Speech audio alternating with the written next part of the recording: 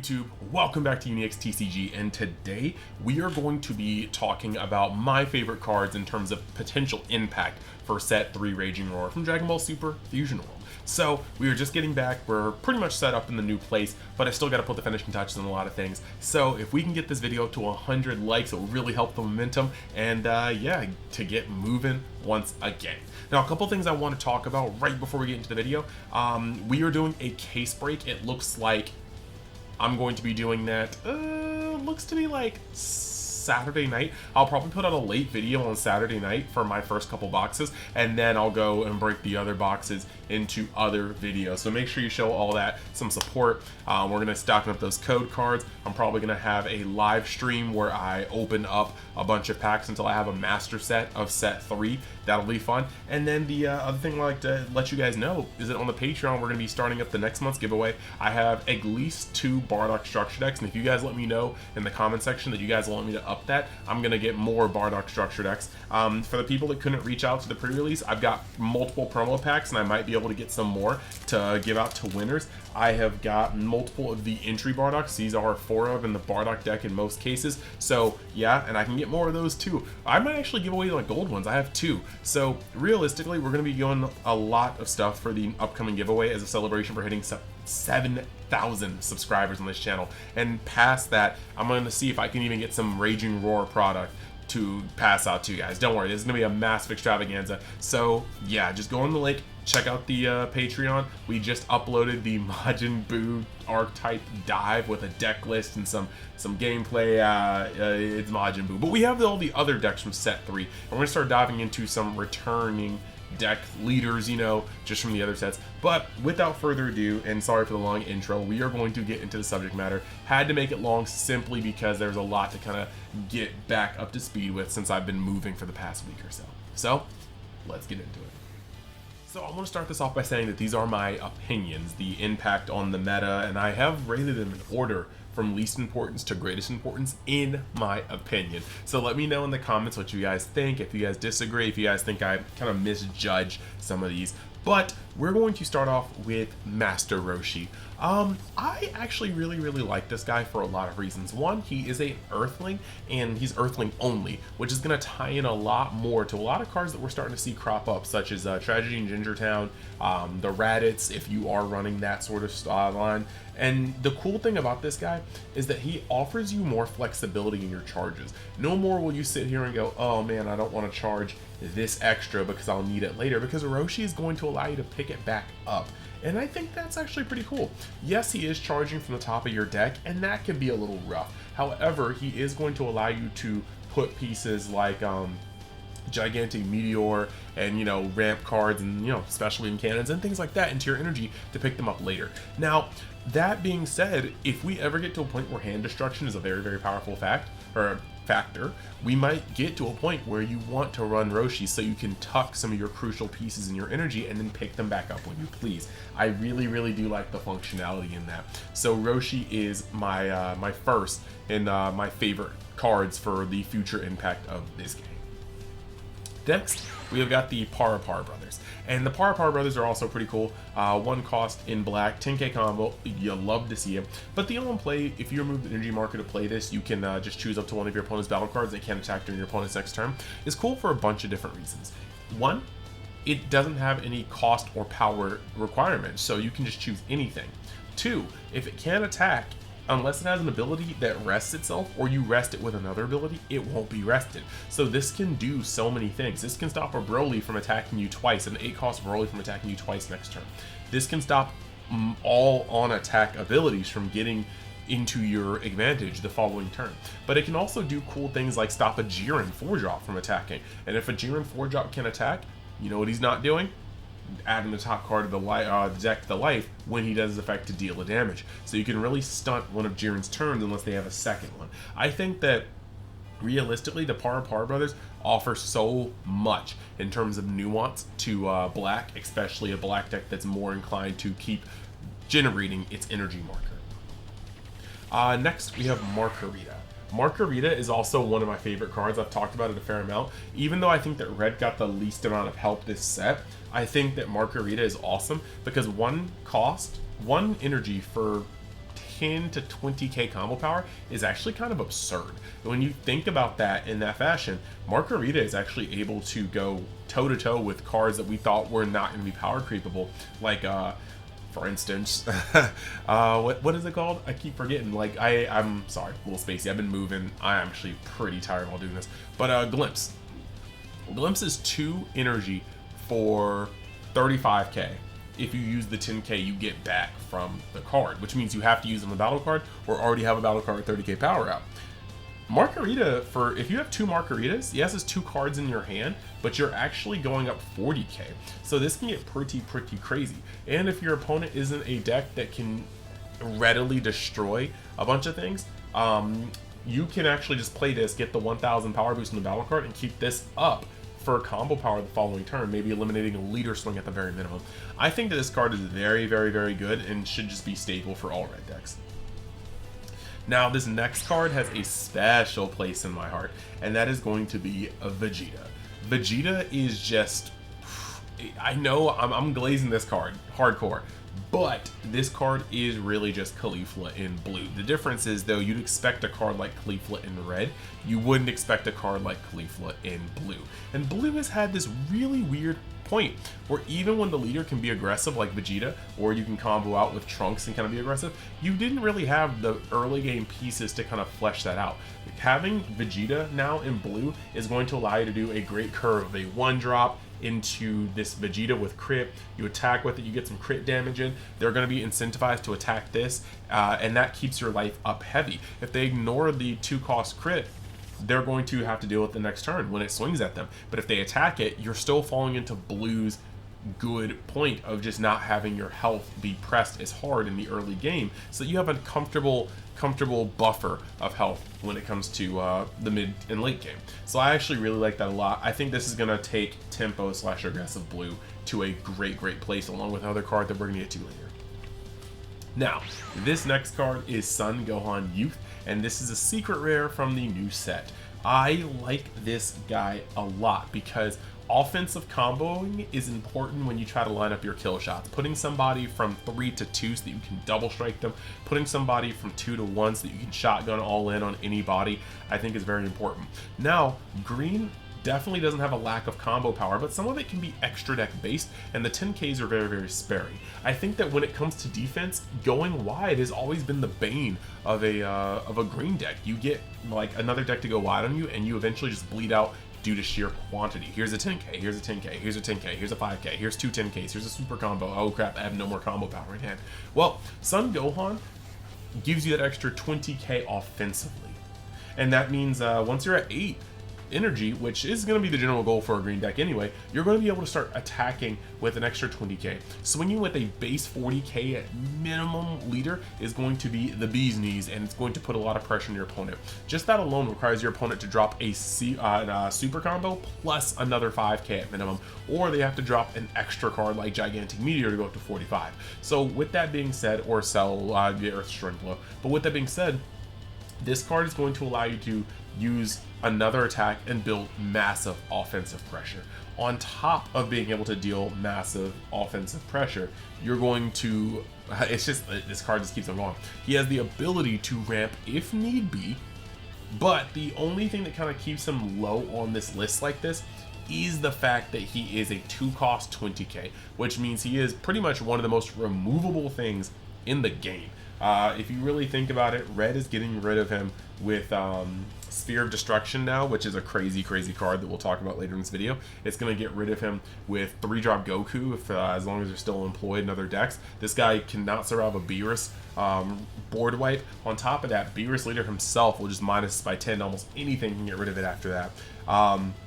The list almost goes on and on. Whis and 3-drop Gohan will just wax this dude. You're having a lot of points where this guy's going to get destroyed. That's just red. When you get over to blue, Vegeta is going to destroy this. Vegeta on the board and resolving as a Masu is going to destroy this. 4-drop Gohan is going to destroy this. There's a lot of cards to just get this guy out of the way. Sickle will. You go over to yellow, like yellow and black and green. Like everybody can remove this, and that's why he's not that high up on the list. I think he does a lot of good things for green, but I don't think he has the longevity to survive that well against any deck really. So yeah, We're going to go over to the next card, but first we're going to have a quick word from our sponsors, and then we're going to power through the next bit of cards. So stay tuned with me. All right, y'all, taking a quick moment to shout out the sponsors for this video. First up is Mystic TCG, a store based in Missouri that sells all sorts of TCG product, even more than what you see featured here on this page. They also buy singles, collections, and prize cards, so make sure you actually catch them out in their store in Missouri at an event, or even on their Facebook, just to be able to see the events here, but also ask them what they're up to and what they're looking for in terms of vending. You can also use the code UNIXTCG to get discounts off your pre-orders as well as orders, so make sure you get your TCG product while it's hot. Then you have Eclipse Cards and Hobby based out of Texas, and if that sounds familiar, they did sponsor me with a box of Fusion World Set 1. But as you can see on this page, there is a plethora of TCG products that they are actually having for sale at their establishment. You can also even buy things that aren't just TCG products. As you can see on the screen right here, they hold their own locals, they hold their own events, and they are going out to more and more events. You can actually check their Facebook to see their schedule, as well as call and ask about their vending list. And at the checkout for their website, you can use the code UNI10X to actually get percentages off your pre-orders or your orders. So go check it out as well. And we're always up to all sorts of things in Universe X. So you can go down the description and check the link tree to find out about my other channels, my Twitch, or any other avenues that I'm creating content on. But if you want to go the extra mile, you can always go down to any description on any video and find my Amazon affiliate links. These products here will differ from video to video to cater to the audience in question, but it's just very easy to see something that you may like or be interested in, open it up and choose the style and or color that'll work for you. All proceeds will give kickbacks to the channel, so it'll be some direct support, and I'll always appreciate the help from you guys. So with that being said, let's get back to the video. Yep, 2 good stories. You like it, I love it. So yeah, just make sure you go over in the description, check out those things. Soon we're gonna be having a sale for Mystic TCG on some cases for OP09 on pre-order. So make sure you get on that if you like the One Piece card game, and we blasting it across socials as soon as I get the go ahead. And then on top of that, if you want to go over to Universe X Media, which is my mainly Dragon Ball channel, but it's gonna revolve around all manga, anime, and their games that I want to play, just go over in the description, check that out. Much appreciated. So with that being said, let's get to the rest of these cards on my list. So the next card we have on our list is Sphere of Destruction. This card is so crazy in a bunch of different ways. So 1, 2 cost, you just blow up something with 25k power or less, and then if they're at 4 life or more, you deal 1 damage to them. Now this is going to be insane. No, like when I'm not kidding you. Like this is actually going to be insane. So here we go. 1, this is going to allow red decks that are control to be even more control. Beerus is going to be able to crit you, and even if you start letting go of cards to stop the crit, of course it can get rid of your board while doing this. This is going to be great because Beerus is going to play itself Awakeners and just have a greater extent of control. Outside of that, in the obvious kind of caveat of Beerus is going to be able to lower things to like by 10k and then be able to use this card. So unless it has some sort of KO clause that prevents it from being destroyed by effect like that, or protects it in any sort of way, Beerus is going to be able to turn any 35k or less to nothing with Sphere of Destruction, which is insane already. Past that, normally you always have to choose between depressing face, establishing a body, or getting rid of bodies, and generally you have to choose one or the other. Sometimes, very rarely, a card can do 2, but when they can do 2, that's when you have to look at it differently. When a card can do 3, that's when they start getting really good. Look at Vegeta, 5-drop secret rare. Vegeta establishes a body, puts pressure on the board via attacks twice in most cases, and he can pseudo remove something on board. If that was a bottom deck instead of a return the hand, he'd be honestly one of the best cards in the game, top 5, no doubt, because he would hit all 3. Well, Sphere of Destruction hits 2.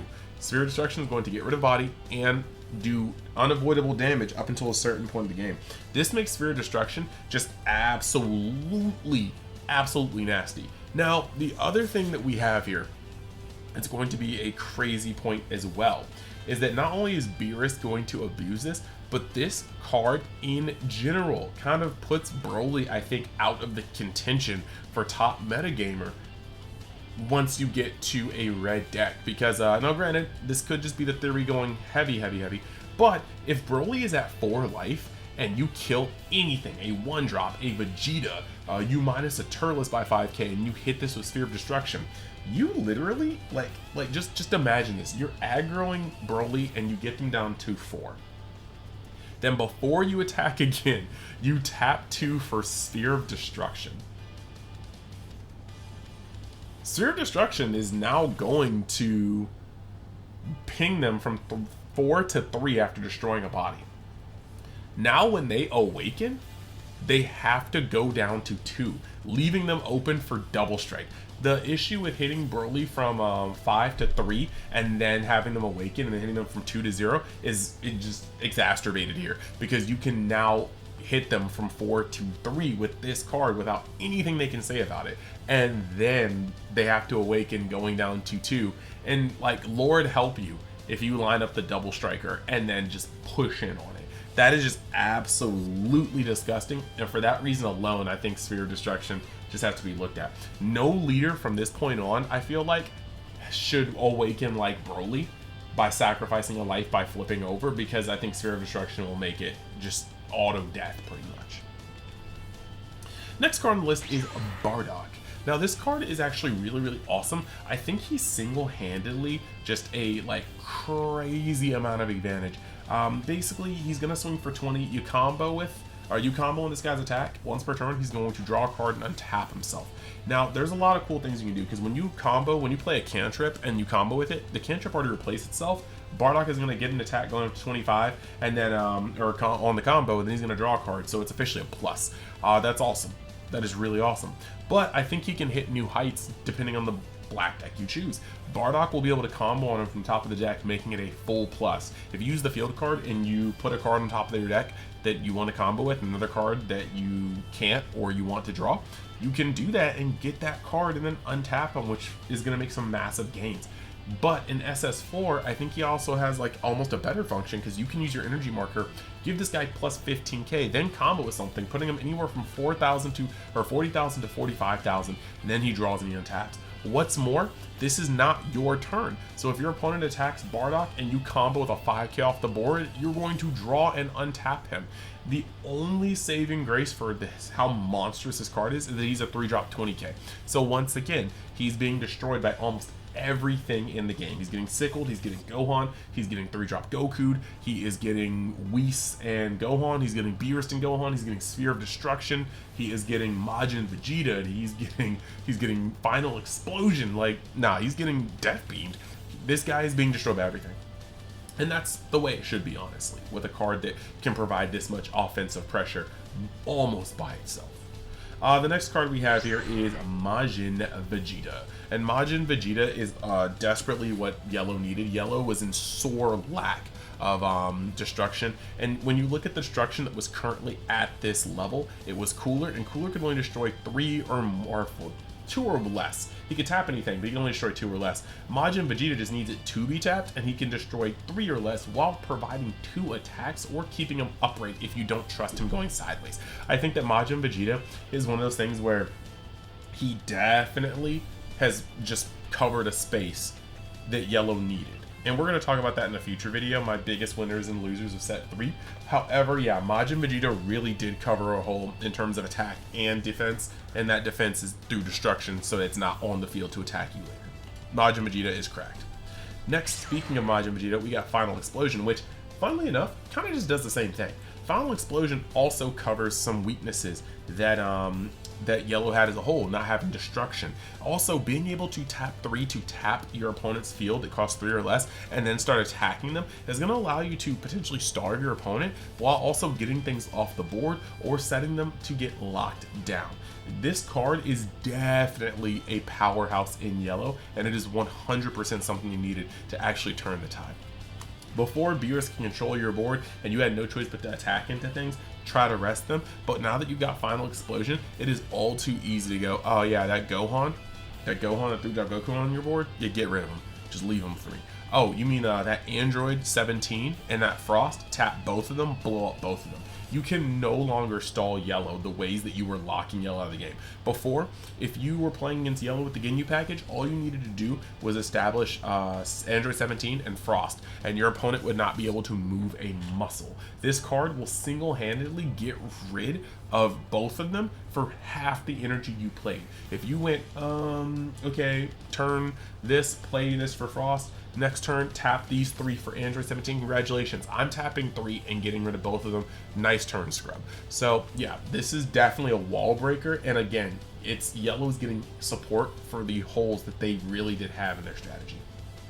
Now, we're going to go over to this next card, which is the secret rare. This secret rare is busted, but the thing about this secret rare is that it is 100% a game changer. When you have 2 on the field, you're automatically going to win that game pretty much. It'd be very hard for you to fumble that game. Now, he's going to create energy markers by attacking. So if you do have 1, you're going to be up 1 energy per turn. If you have 2, you're going to be up 2 energy per turn while getting some 30k swings in, which are very good for fishing out super combos and extra cards. End of your turn, if energy marker is removed, you're going to draw a card. He doesn't need to be on the field to see that happen, so just playing him with 3 energy and an energy marker, you're going to get the draw at the end of the turn, and he's going to create another energy marker. If you have 2, you're going to get a pot of greed at the end of the turn. It's busted. However, in exchange for this, he is very easily removed. Red has plenty of cards, like God Kamehameha will get through this. A minus and then activating Beerus 5-drop is probably going to get rid of the entire field, including this. You have the ability to minus, with Gohan and Beerus, and then attack, like minus with Beerus, minus with Gohan while attacking into it. There's a lot of ways this guy goes, and that's just in red. Blue has no problem getting this guy to the bottom of the deck. It's horrendously easy. So at the end of the day, this guy is incredibly strong. He's a master cog. He's probably the first 4 of secret rare. I think he is just flat out the first 4 of secret rare in this entire game. But you're also just not going to, if he stays on the board, your opponent either built their deck wrong or drew incredibly bad. But yeah, very, very good card.